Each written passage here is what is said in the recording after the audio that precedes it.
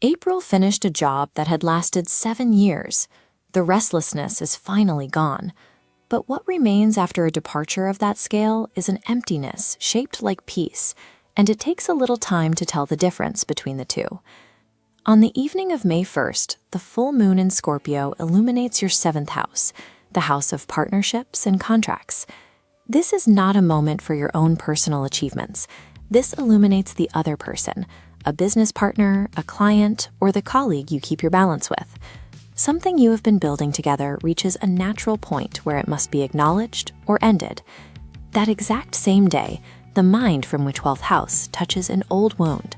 This means whatever surfaces in your partnerships has roots in something you have not fully processed yet. If things get tense, do not react on impulse. Just listen. By the 5th, tension builds between what you do behind the scenes in your 12th house and what you communicate publicly in the 3rd. You will likely want to say much more than you should. Discipline is required here. On the 6th, transformation in your 10th house, the house of career and public standing, changes direction. It does not stop, it does not fall, it simply turns inward. For the next 5 months, you will re-examine everything you have built professionally, not to tear it down, but to determine what is truly yours. While all this happens, your energy is still spending itself invisibly in the 12th house. You might feel tired for no clear reason, and your immune system is lower than usual. Avoid excessive physical effort for these first 6 days. Sleep more and drink water. Seriously. This first week requires no outward action. It is simply a period to safely observe the structures and relationships you inherited from the cycle that just ended. As we move into the 2nd week, the mind shifts into your sign, your 1st house. The abstract thoughts that dominated April suddenly become highly concrete. On the 11th, the sun from your 1st house sends support to expansion in the 3rd. If you need to collaborate with colleagues, draft a letter, or articulate a complex project, the ideas will flow easily and productively. On the 14th, the mind meets the sun in your sign, a Cazimi. This is the closest possible contact between thinking and identity. You will see yourself with extraordinary clarity. This is your day to make firm decisions. Say yes or say no. This clarity extends directly into your relationships through your 2nd house. You are drawn to what aligns with what you truly value, rather than surface appearances. You will see your partner clearly, allowing you to quietly but accurately assess if the relationship aligns with who you actually are. That level of intense concentration often has a physical effect. The mental fog lifts, but you might notice a small headache from the sheer focus. Keep yourself hydrated. Achieving this grounded clarity is a mandatory prerequisite. You have to know exactly where you stand before the physical momentum of the month takes over.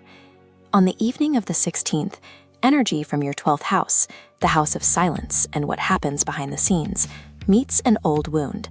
This interaction marks the end of a hidden process running since April. Because this energy is finally leaving the house of shadows, the specific nature of a workplace problem you couldn't quite name becomes clear. That same day, the new moon arrives in your 1st house. This is a mandate to plant a seed for the next 12 months. Make it a concrete decision, a project or a direction. Not a wish. By the 17th and 18th, your thoughts move into the 2nd house of money and values. Here, the mind meets the unexpected, sparking sudden financial proposals or ideas making total logical sense. Then comes the ignition point. On the evening of the 18th, energy enters your sign. You are handed 6 weeks of pure fuel, a slow, unyielding strength that does not stop until the job is done. If a project has been waiting, it is no longer waiting. Your body wakes up with this new 1st house energy. Your physical power rises, muscles feel readier. The mandate here is to start training and adding intensity, but build it gradually. Your energy is slow and constant, so avoid explosive, rushed starts. Less than 3 hours later, on the 19th, warmth moves into your 3rd house of communication. Conversations become gentler. You will notice a pleasant closeness from people within your immediate daily orbit, colleagues or neighbors who ask how you are and actually want to know. These 5 days move you from internal observation to visible impact. The period of quiet reflection gives way to the slow, unyielding physical and material power that will define the rest of your month. On the 21st, the Sun moves into your second house. The focus shifts from your identity to what you have, what you can do, and what your time is worth. By the 22nd, the Sun illuminates changes in your finances you did not plan, perhaps a new source of income or a complete reassessment of your rates. On that same day, warmth from your third house hits a wall of fog in the 12th. Messages get misread, and words lose their intended meaning. Do not argue on the 22nd, because you will not be entirely sure what was actually said or heard. Simultaneously, support from the karmic axis arrives. Something from the past returns to benefit you, but the strict requirement to access it is total honesty. On the 26th, tension between your first and 10th house, your energy clashes with the transformation of your career, powerfully, almost exactly. This is the day when someone with authority may challenge you, or when you challenge the system. Do not run from confrontation, but choose your battles. The same day, the Sun from the second house has support from that same transformation, which means financially, that fight can bring you more than you expect. Courage pays, but only if it is smart. But this friction creates physical stress that pools in your back, shoulders, or jaw.